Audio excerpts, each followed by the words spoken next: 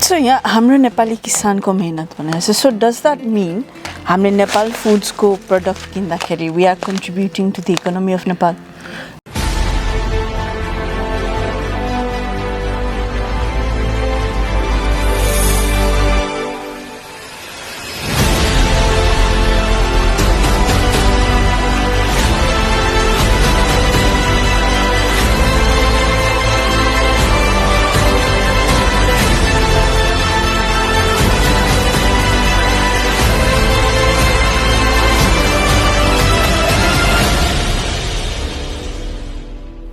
So यहाँ हाम्रो नेपाली किसानको मेहनत भनेको छ. So does that mean हामीले नेपाल फुड्सको प्रडक्ट किन्दाखेरि we are contributing to the economy of Nepal?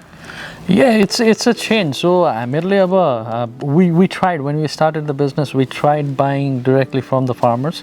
तर कस्तो हुन्छ भने नेपालमा चाहिँ एउटा मास प्रोडक्सनको त्यो चाहिँ आइसकेको छैन क्या. सो म आफै नेपाल फुड सुरु गर्नुभन्दा पहिले मुस्ताङ गएको थिएँ अनि I want to try and bring in हुन्छ नि द मोस्ट अथेन्टिक प्रडक्ट. अनि त्यो गर्दा के भयो भने आफै गएर फार्मरसँग कुरा गर्दा कुनै पनि फार्मरले चाहिँ 100 किलो 200 किलोभन्दा बढी दिनै नसक्ने क्या. अनि त्यो भए चाहिँ हाम्रो लागि चाहिँ लजिस्टिक च्यालेन्ज त ठुलो भयो नि त. कहाँ 100 किलो बटुल्दै गर्न सकिँदैन. तर ह्याभिङ सेड द्याट अब नेपालबाट जे कुरा ल्याए भने पनि अब let's suppose you as a consumer तपाईँले 5 पाउन्डको केही सामान किन्नुभयो भनेदेखि हाम्रो युकेको कस्ट मेबी अब हाम्रो मार्जिन हुन्छ होइन. मेबी 1 पाउन्ड 5 पाउन्डको प्रडक्टमा 1 पाउन्ड मार्जिन हुन्छ. अर्को 50 पेन्स यहाँको लोकल चार्जेस यताउति हुन्छ. तर त्यसपछिको जुन 350 छ त्यो त नेपालै जान्छ नि त.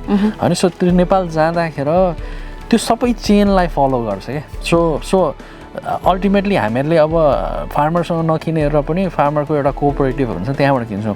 सो फार्मरले गरेर कोअपरेटिभमा दिन्छ, कोअपरेटिभले हामीहरूलाई दिन्छ, हामीहरूले नेपालको हाम्रो कम्पनीले युकेलाई दिन्छ.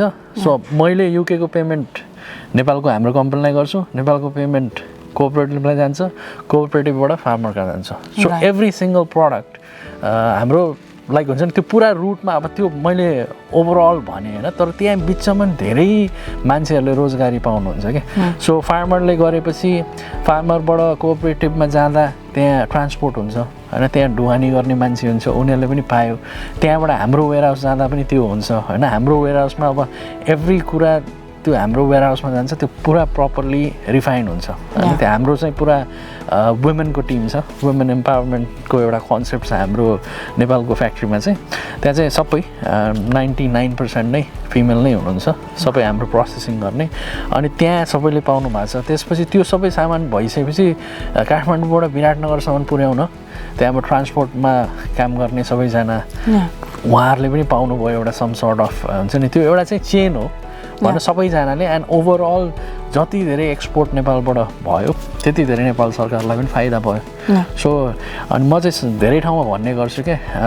सो हाम्रो त्यहाँ लेखा पनि छ नेपाली चिनौँ नेपाली नै किनौँ भन्ने हाम्रो चाहिँ एउटा ऊ छ होइन. सो त्यो गरेर के हुन्छ हामी विदेशमा आएर बसेका छौँ, हामी नेपाली भन्छौँ, हामी नेपाली हुनुमा गर्व गर्छौँ होइन. तर बिइङ अ नेपाली हामीले नेपाललाई के गरेका छौँ त होइन. सो एज अ लेम्यान होइन लाइक केही पनि छैन नि त. कन्ट्रिब्युसन के छ त हामी नेपाली हो भने चाहिँ हिँडेको छ. एन्ड देन हामीहरूले एउटा नेपाली हुनुको सानो दायित्व चाहिँ कसरी पुरा गर्न सक्छौँ भनेदेखि कुनै पनि पसलमा गएर होइन you don't have to buy Nepal foods होइन. नेपालबाट आउने अरू पनि ब्रान्ड छ. त्यो एउटा नेपाली ब्रान्ड किनेपछि चाहिँ होइन नर्मली मान्छेको कन्सेप्ट के हुन्छ, ए नेपाली दाल महँगो हुन्छ, यो इन्डियन दाल कति सस्तो होइन. त्यसरी हेर्छौँ क्या हामीहरूले. त्यो हेरेर चाहिँ नेपाली भएको के फाइदा हो त होइन. नेपाल म नेपाली हो भन्ने त केही पनि भएन नि त होइन. सो त्यो तपाईँहरूले एउटा मन्थली ग्रोसरी लेट सपोज 150-200 पाउन्डको हुन्छ भनेदेखि तपाईँले सबै कुरा नेपाली किन्नु भने 150 को सट्टा 170 होला अरे होइन. महिनामा 20 पाउन्ड.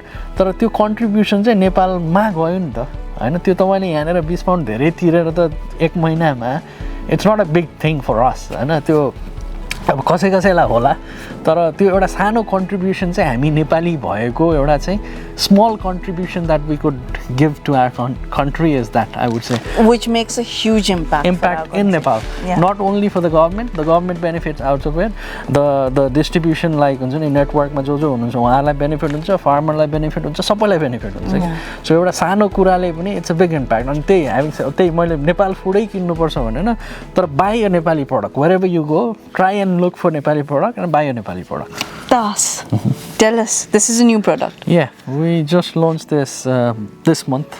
So especially आउँदै गरेको दसैँलाई टार्गेट गरेर सो लन्च गरे हो अब लाइक आई सेड बिफोर हाम्रो चाहिँ जहिले पनि नेपाल नेपाली होइन एउटा नेपाली कल्चरलाई प्रमोट गर्ने हुन्छ सो हाम्रो सबै प्रडक्टहरू ताजको पछाडि हेर्नु भने this is a Dhaka print होइन अनि त्यो प्रमोट गरेको अनि त्यसपछि अब कुनै पनि प्रडक्टलाई नेपाली हुनुमा नेपालीसँगको त टच हुनु पऱ्यो नि त अब हाम्रो एभ्री प्याकेजिङमा देज लाइक नेपालीमा लेखा हुन्छ अनि त्यो ढाकाको प्याटर्न हुन्छ अब ताजलाई कसरी नेपाली बनाउने त भनेर आई वाज थिङ्किङ एक दिन टक्क आइडिया आयो होइन अब हाम्रो राजा रानी वीरेन्द्र एन्ड ऐश्वर्या क्वाइट हुन्छ नि एकदमै पपुलर किङ एन्ड क्विन भनौँ हाम्रो जेनेरेसनको because when they passed away when they were killed and I think I was in class 7 so त्यतिखेर ट्रेन्ड थियो सबैजना I saved off my head as well so as a kind of a tribute अब हाम्रो लागि त राजा रानी भनेको we will